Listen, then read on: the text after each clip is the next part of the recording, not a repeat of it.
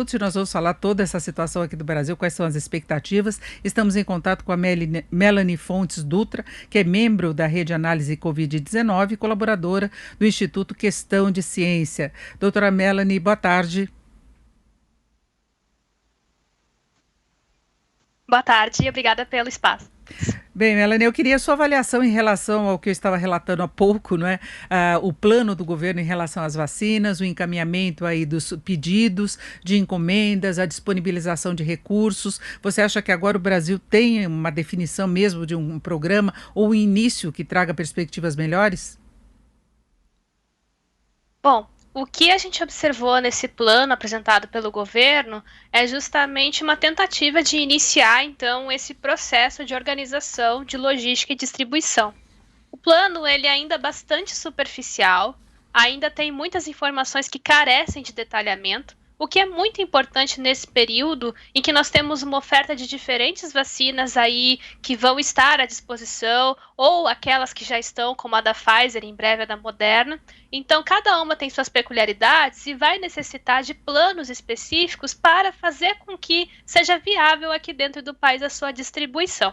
Então, esse plano, naturalmente, é uma versão melhor do que o anterior. O anterior tinha pontos bem pertinentes, especialmente no fato de que havia declaração de vários colaboradores de que a revisão não tinha acontecido por parte deles, então isso foi uma coisa muito séria. No entanto, o que foi apresentado é uma versão melhor, inclui mais grupos estratégicos, populações de risco, que era muito relevante. No entanto, nós ainda carecemos de muitas informações para, de fato, sentirmos a segurança de que temos um plano. Agora, doutora Melanie, chama a atenção o fato de a gente não ter registros ainda e a vacinação já está ocorrendo no exterior. O ministro Pazuello até se referiu à questão da Pfizer, que o laboratório estranhou algumas exigências a mais que são feitas pela Anvisa. Como é que a senhora vê particularmente esse processo, né, de se conseguir os registros, depois a autorização, vai ter autorização emergencial, tem aquela história do termo de responsabilidade, dependendo da condição em que haja essa autorização para a imunização. O Brasil está tendo um procedimento diferente mesmo?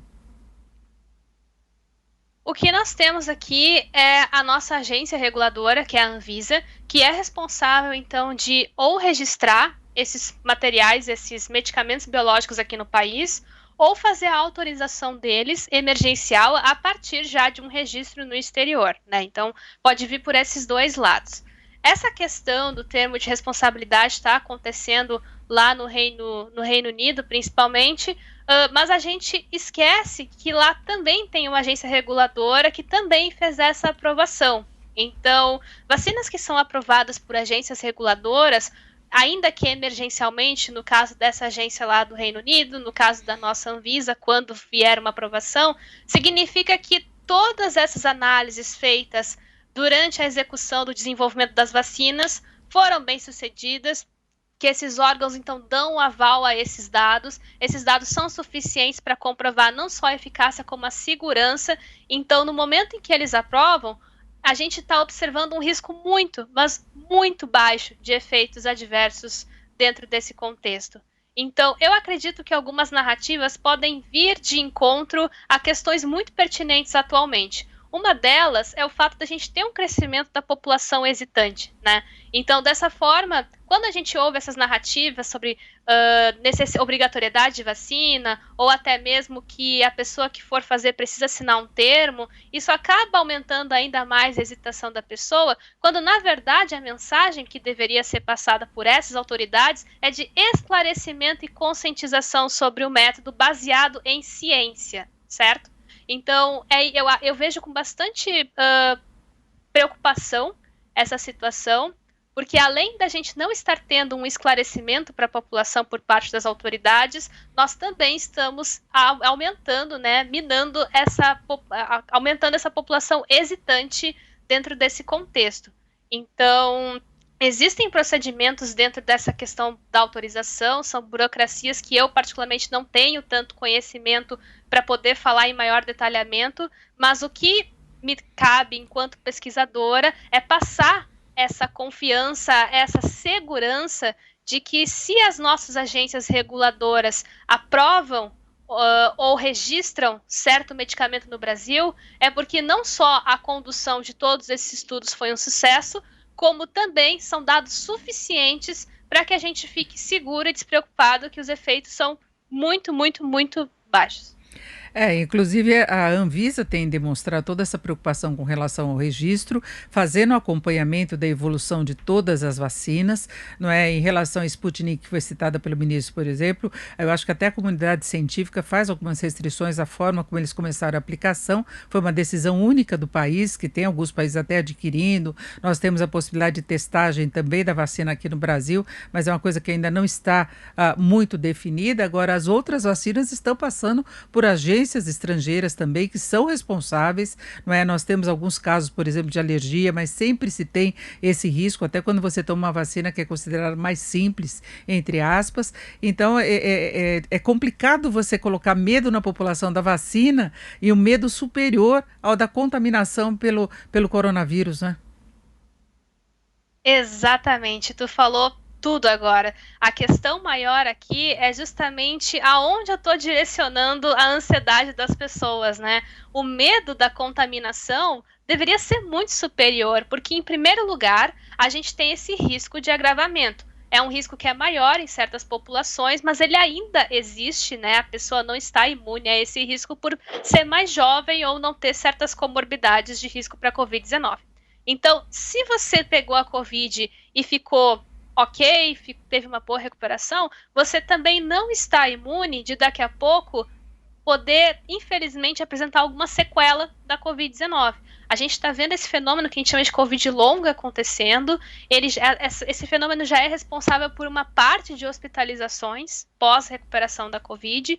Então, é algo que deveria assustar também as pessoas, deveria aumentar a hesitação, não em relação às ferramentas que vão prevenir que a gente desenvolva a doença, e sim ao fato de estarmos expostos a um vírus que é bastante prejudicial, que pode gerar consequências a longo prazo, e que a vacina hoje é a nossa melhor ferramenta e devemos aderir a ela enquanto população para usufruirmos de uma imunização dessa sociedade, de uma proteção dentro da sociedade.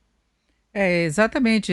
Inclusive, na área de ciências estão ocorrendo pesquisas para aferir exatamente quais são esses efeitos que surgem muitas vezes depois daqueles casos considerados mais brandos. A pessoa começa a apresentar alguns problemas e aí depois a origem foi exatamente a contaminação, tem os riscos de reinfecção, tem muita coisa ainda a ser esclarecida, não é uma doença simples. Isso é o que a gente tem de chegar à conclusão, não é?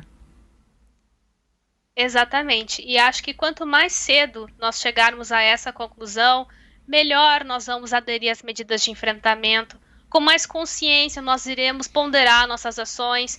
Devo ir a esse evento? É o momento de eu praticar esse tipo de lazer? É o momento de eu fazer certas coisas, me reunir com certas pessoas? Porque por mais que a gente possa não ter risco, eu não sei como eu poderia estar transmitindo e para quem eu poderia estar transmitindo caso eu acabe me infectando. Então a gente precisa ter essa conscientização, essa responsabilidade social de entender que, da mesma forma que vacinas, pandemias são enfrentadas enquanto sociedade. Naturalmente nós temos ações individuais como o uso de máscara, a higienização, o distanciamento físico, mas é relevante a gente também ter em mente que essas medidas, enquanto sociedade, é o que vão minimizar o avanço da transmissão do vírus, é o que vai reduzir o impacto dessa circulação e vai fazer com que a gente consiga, enquanto esperamos pela vacina ou por algum medicamento importante para tratar essa doença com um respaldo científico, para poder então ter um enfrentamento mais otimizado nessa forma. Mas a questão também que muita gente acha e fica pensando atualmente é: quando chegar a vacina, então eu abro mão de tudo isso? Não, porque da mesma forma é uma questão social. Eu preciso de muita gente vacinada para poder experimentar essa proteção, e vai levar muitos meses para eu vacinar um grande contingente de pessoas. Então, por isso que é relevante as pessoas desde agora aceitarem a máscara, aceitarem que a gente está numa condição em que elas vão fazer parte do nosso vestuário, da nossa segurança por um bom tempo. E se a gente for parar para pensar, não é uma medida muito custosa, não nos onera tanto assim. No entanto, traz benefícios incalculáveis e evita muitos novos casos. Por que não aderir a elas? Essa deveria ser uma das várias mensagens que autoridades, meios de comunicação, cientistas, todos nós devemos nos preocupar em estar veiculando. Perfeito, ouvimos a Melanie Fontes Dutra, que é membro da Rede Análise Covid-19 e colaboradora do Instituto Questão de Ciência. Melanie, muito obrigada, uma boa tarde. Uma boa tarde, muito obrigada e fico à disposição.